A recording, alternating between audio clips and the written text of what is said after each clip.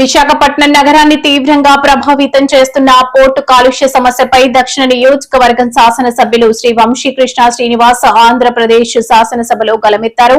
విశాఖ ప్రజల ఆరోగ్యం, పర్యావరణ పరిరక్షణకు అత్యంత ప్రాధాన్యత ఇవ్వాలని, పోర్టు కాలుష్యాన్ని నియంత్రించేందుకు తక్షణమే సమగ్ర చర్యలు చేపట్టాలని ప్రభుత్వాన్ని కోరారు.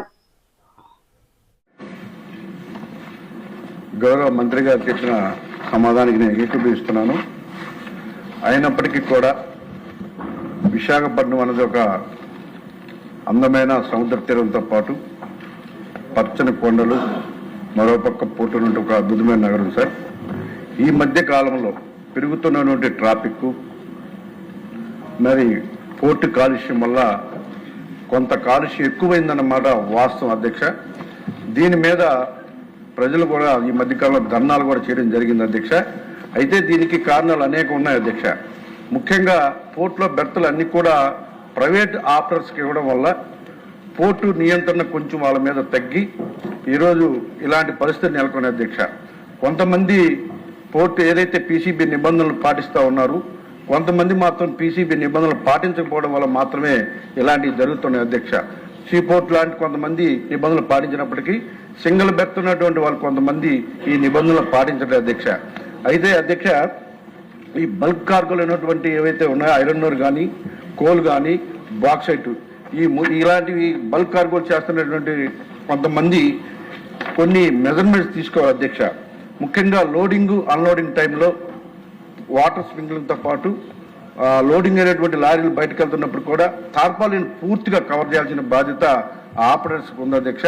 అది పూర్తిగా జరగకపోవడం వల్లే ఈ పొల్యూషన్ పెరుగుతుందన్న విషయాన్ని మీ దృష్టికి తీసుకొస్తున్నారు అధ్యక్ష.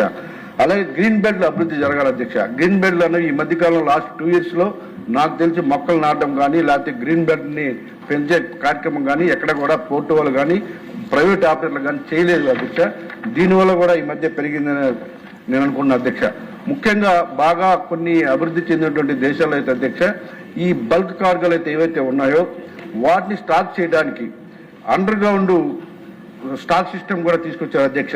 దాని మీద కూడా కొంత మనసు పెడితే ఇది తగ్గుతుంది అధ్యక్ష. అలాగే క్లోజ్డ్ గోడౌన్స్ కూడా కొన్ని పెడతామని చెప్పి అప్పట్లో 10-20 నిర్మిస్తామని పోర్టు వాళ్ళు చెప్పారు అధ్యక్ష. కాకపోతే ఒక 2-3 నిర్మించి ఇప్పుడు మళ్ళీ వాటిని వదిలేశారు అధ్యక్ష. ఈ క్లోజ్డ్ గోడౌన్ అయితే ఎక్కడ కూడా మళ్ళీ గాలి వచ్చినా కానీ, లేకపోతే ఏదైనా ఇబ్బంది ఉన్నా కూడా అది పూర్తిగా క్లోజ్ అయి ఉంటాయి కాబట్టి ఎటువంటి ఇబ్బందులు లేకుండా అధ్యక్ష. ముఖ్యంగా ఎయిర్ నాణ్యతని పరీక్షించే కేంద్రాలు ఒకటి మాత్రమే ఉంది అధ్యక్ష పీసీబీ అండర్లో విశాఖపట్నంలో. అవి ఇంకొక 2-3 ఉంటే బాగుంటుంది అధ్యక్ష అన్ని ప్రాంతాల్లో. ఈ రోడ్స్ మీద డస్ట్ పడుతుంది అధ్యక్ష. ఈ డస్ట్ పడినప్పుడు వాటర్ స్ప్రింక్లింగ్ చేస్తూ ఉన్నారు. వాటర్ స్ప్రింక్లింగ్ చేయడం వల్ల ఆ బురద అంతా కూడా మళ్ళీ ఆ టైల్స్కి పట్టుకొని సిటీలోకి వచ్చేస్తుంది అధ్యక్ష. ఈ వాటర్ స్ప్రింక్లింగ్ కాకుండా కొత్తగా ఎయిర్తో క్లీన్ చేసే యంత్రాలు వచ్చాయి అధ్యక్ష. ఒక 8 ఎన్నో పెట్టారు అధ్యక్ష. అవి కొంచెం సంఖ్య పెరిగితే పూర్తిగా దాన్ని కంట్రోల్ చేసే అవకాశం ఉంటుంది అధ్యక్ష. అలాగే బై రోడ్ వెళ్ళే లారీలు కొన్ని ఉంటాయి అధ్యక్ష. ఏదైతే బల్క్ కార్గోలు ఉన్నాయో వాటిని బై రోడ్ తీసుకెళ్లే ఉంటాయి, బై రోడ్ రైలు కాకుండా. వాటిని కూడా పూర్తిగా తార్పాలతో కవర్ చేయాలని చెప్పేసి మీ దృష్టికి తీసుకొస్తున్నాం అధ్యక్ష. అలాగే పీసీబీ వాళ్ళు, ప్రైవేట్ ఆపరేటర్స్, అలాగే పోర్టు అధికారులు తరచుగా కొన్ని మీటింగ్లు పెట్టుకొని ఎక్కడైతే ప్రాబ్లం ఉందో వాటి నిబంధనలు పాటించే వాళ్ళు ఎవరు, పాటించిన వాళ్ళు ఎవరో కూడా చూసుకొని కొంచెం పర్యవేక్షణ కొంచెం ఎక్కువగా ఉండడం వల్ల కూడా వాటిని తగ్గించవచ్చు అధ్యక్ష. స్టాక్స్ అన్ని కూడా 100% తార్పాలను కప్పి ఉండే విధంగా వాటి మీద వాటర్ స్ప్రింక్లింగ్ కూడా చేసే విధంగా. సమస్యలు చెప్పండి, సొల్యూషన్ వాళ్ళు చెప్తారు. సొల్యూషన్ మీరే చెప్పారు. అదే చెప్తున్నారు సార్, చేయాలని చెప్పి తెలియజేస్తున్నారు అధ్యక్ష. అలాగే పోర్టు ప్రాంతంలో బాగా పొల్యూషన్ అనిపిస్తున్నటువంటి ఆ ప్రాంతంలో అధ్యక్ష కొన్ని కంపెనీ సిఎస్ఆర్ నిధులు ఉంటాయి అధ్యక్ష. అవి కూడా ఆ ప్రాంతంలో ఉన్నటువంటి స్కూల్స్కి కానీ, లేకపోతే ఆ ప్రాంతంలో కమ్యూనిటీ హాల్స్ కూడా ఉపయోగించే విధంగా చర్యలు తీసుకోవాలని మీ ద్వారా మంత్రి గారికి తెలియజేస్తున్నారు అధ్యక్ష. ఏవైతే నిబంధనలు పాటించట్లేదో వాళ్ళ మీద కఠినమైన చర్యలు ఒకసారి తీసుకోవాలని చెప్పేసి మంత్రి గారికి తెలియజేస్తున్నారు అధ్యక్ష.